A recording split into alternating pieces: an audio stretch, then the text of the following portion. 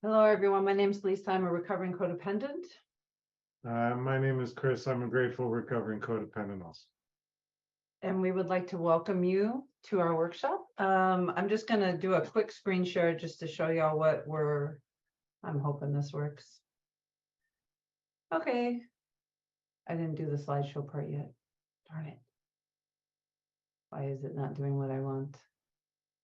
Okay. Boom. Can you guys see it? Oh, yay. Thank you for the thumbs up there. Yeah. So,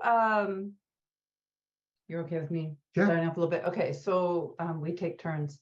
So today's workshop is an introduction to the series that we have been asked to present throughout the year. And today we're going to be exploring the 12 traditions from a new perspective, very high level. We are going to be sharing a little bit about that story that Jackie alluded to, not the whole story, but a portion of it as it relates to the traditions. And first thing we want to do, though, is do some housekeeping. Let me figure out what I'm doing. Yay, this is our agenda. So just briefly going over the agenda, we're going to do just a touch of housekeeping. We'll have an introduction. We'll each introduce ourselves, and then we'll talk about the traditions as it has impacted us as a couple. We're going to do a breakout question. We'll have the first section talking about a brief introduction to the traditions.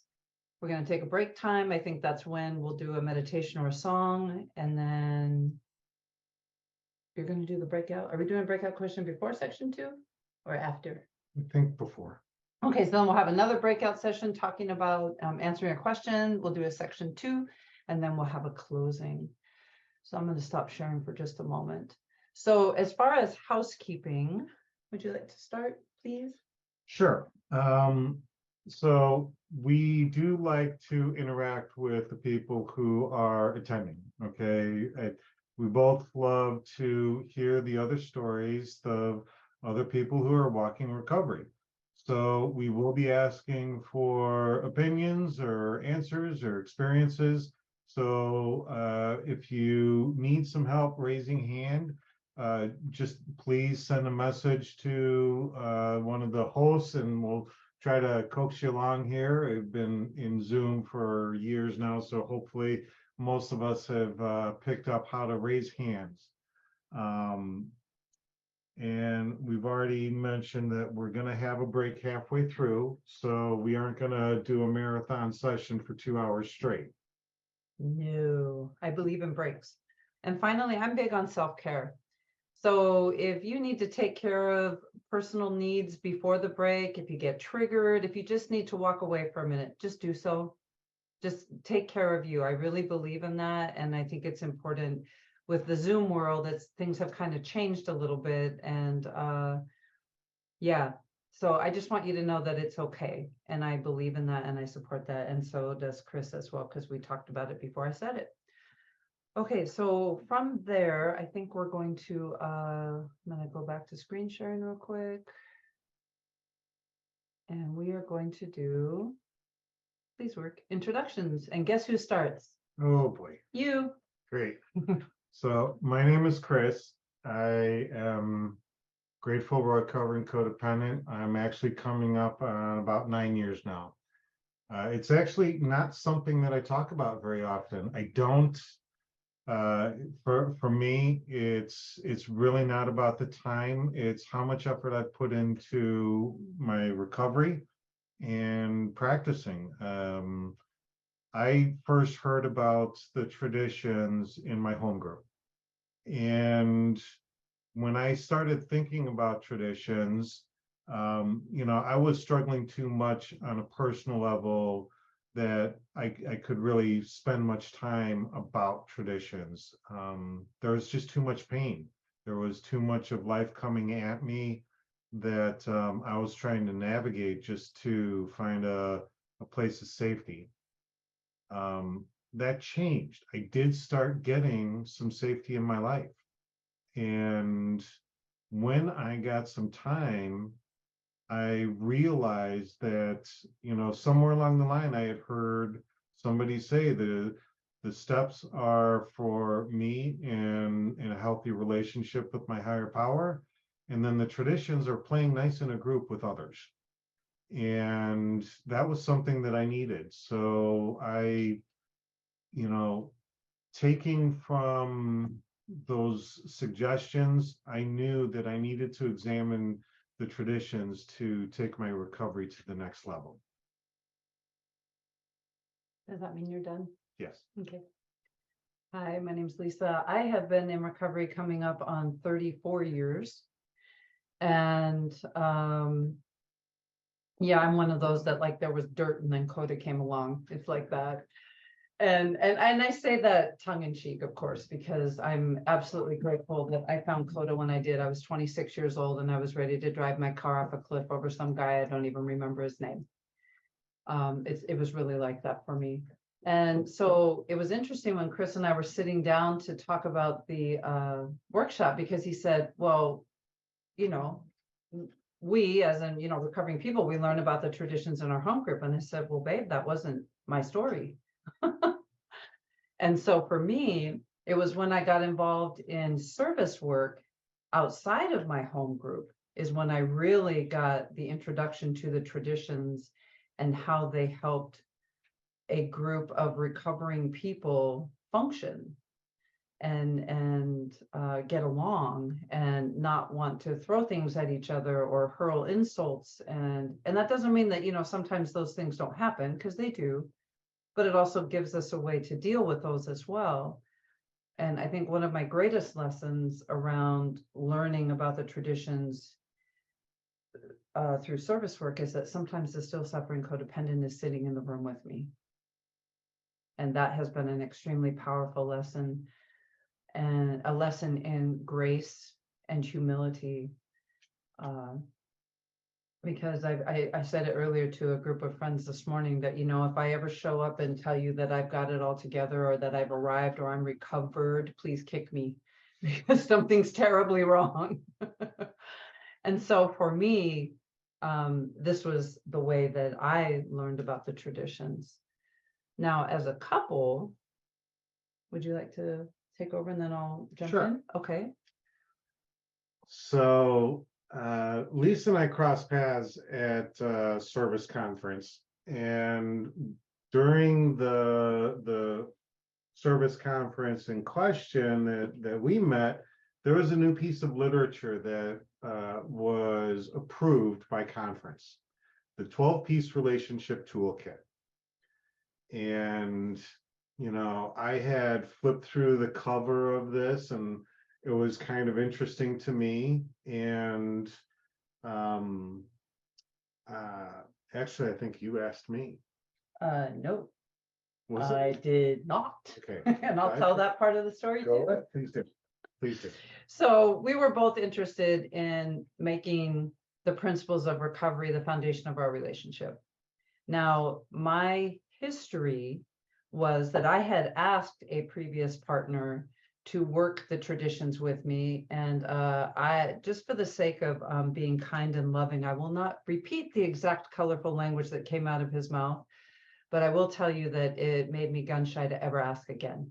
It was absolutely shaming and cruel. And I thought, oh, okay, I see how that stands. And so it was actually Chris who said, hey, why don't we do the 12-piece relationship toolkit together? And I was like, okay.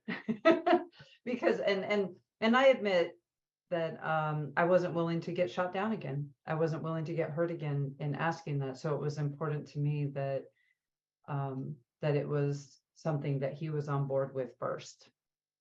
And so that was how we started. So we were about 2 months into our relationship when we began working the 12-piece relationship toolkit. I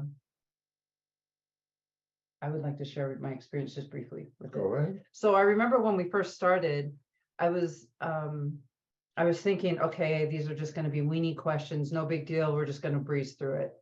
No, they were very deep, very meaningful, very thought-provoking, and emotion producing about areas of my life that I had no idea were areas to be looked at and discussed. And as a couple, it was really powerful because it gave us permission to talk about some really challenging, difficult things. And then we were able to make some agreements out of those responses.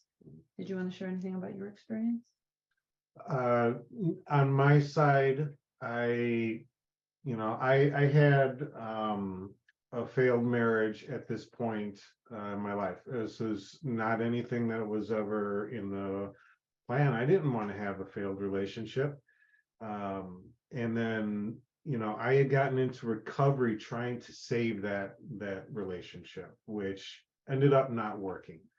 By the grace of God, I realized after 2 months of recovery, one of them in CoDA, that whether my marriage survived or not, I needed this program for me because I was not going to be able to do 12 steps in 12 weeks and graduate. I realized I was not going to be able to do it in 12 months and graduate. I needed it for me. And I didn't want to make the same mistakes again. The mistakes I was making, some of which were just blind choices that I was living on remote control. I didn't want to do that anymore. And I chose a couple of years of not being in a relationship. I was ready for a relationship when it started. I was very surprised that the relationship started with an 1,800-mile gap. But I wanted to do it different. And that was one of the things. I knew that communication with my previous spouse was abysmal. And when I was honest, I was part of how abysmal that communication was. And if I had a new relationship, I wanted good, healthy communication. And from my experience in the share room, it was like I was excited by the opportunity to get off on the right foot. So that's where that motivation was on my side. Thank you, love. Okay, so at this time, we would like to do a breakout group and have each of you consider this question. Okay, so the question is, where do you see the traditions working or not working in your life?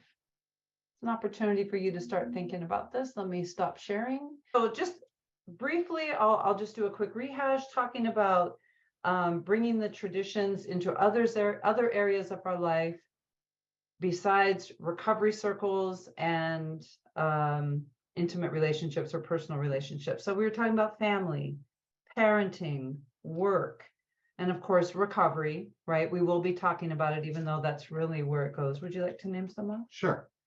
When it comes to recovery, service work is a suggestion that is made and we advocate it. I mean, I know that my recovery has definitely improved with the service that I've given over the years, both at the regional and the international level, because when I'm doing service, I may not be doing what my comfort zone is. I'm going to be doing something different. And whenever I'm out of my comfort zone, some of those old habits start to flare up. Sponsorship. The sponsorship is a one-on-one relationship. It is a very personal relationship that, if the longer it goes on, the deeper it gets and the more committed it is. But you still have two individuals. You still have two different perspectives. And there are times that, if the traditions start to slip, then that relationship can become troubled. A big one would be community. When we are in recovery, when we're in our meetings or doing service work, we've got people that may have a little idea about traditions, but in the community, that's not really a foregone conclusion. There's a lot of people that are doing things their way that have no idea about unity or consensus or attraction instead of promotion. So, these are different areas that we can practice traditions and it will help us. I know it helps me. Something else that we wanted to talk about was finances. You know, I mean, I certainly know how money can be a hot topic. You know, just like religion or politics, money is a big thing that can strain a relationship. And practicing the traditions around money conversations has been a very beneficial, effort on our part, in our relationship. And finances can also be talked about when we talk about group finances and we talk about finances at area level and world level. My experience, having worked at some of those different levels, is that it can be a hot topic. There are the people that don't want to spend anything, and there are the people that want to spend everything, and there's the in between. And so being able to use the traditions around that, looking at unity, looking at, the group conscience process as the expression of a loving higher power's will, these sorts of things to help guide us in our decision making can be really helpful to us. And finally, friendships, just friendships. Many of us have these relationships in our lives, and as Chris was alluding to, if they're not in recovery, they may not understand some of the principles that can guide a healthy and loving relationship. How can I, as a recovering person, bring in some of those principles into a friendship with somebody who has no clue what those are? It's worth the effort, and it can help. And so with that, again, just as a high level overview, we just wanted to show you a quick look at some of the literature that we will be referencing over the series. You've all heard about the 12-piece relationship toolkit. It's a great booklet, and really, really grateful. I think most of us may know, but I don't want to assume everybody. It did start in Canada. It came from Canada. I remember when they sent out the very first, the first draft. I actually found the copy of it when we were going through some things this morning, and I was so grateful to see that it had been approved as CoDA endorsed literature. The 12 Steps and 12 Traditions Green Workbook. It is currently sold out at the core website, but I believe they're in the process of getting it reprinted. But we will be using some portions of this as well. And of course, our beloved Codependence Anonymous Blue Book. There is a chapter in there about giving service in the traditions. Traditionally speaking, Finding Solutions, relatively newish booklet about the traditions. Using 12 Traditions. This is a pamphlet that was out there being printed, and it is now found on the website for free. So this is something that is available. Building CoDA Community, Healthy Meetings Matter. This is related, of course, to using the traditions and building healthy meetings. And then we found this gem, CoDA Guidelines for Following the 12 Traditions in Service Work, a service work inventory tool. So we may be dipping into that and taking a look and see how we can utilize that. Did you have anything else you wanted to add, Love? No, I think that's about it. Take a little bit of a break here. Okay, so this is a good time for us to do a break, and we even made a little slide. Break time. Welcome back, everyone. Welcome back. I'm going to turn it over to Chris. He's going to start this part for us. So this time around, we want to start with a question, and then we'll go into section 2 and a little bit of conversation. So the question that we'd like you to think about and share, if you are willing, in the break route is, are there any traditions that you want to have more of in your life, and then why? I mean, motivation. I recall that part of why I started recovery was because I was in pain. Pain was a great motivator, but that's not the only motivator. I mean, there are some good things out there. So think about the traditions and what you might want, and think about a positive motivation to bring them into your life. So if we could turn it over, and we'll have a little bit of a breakout there. And if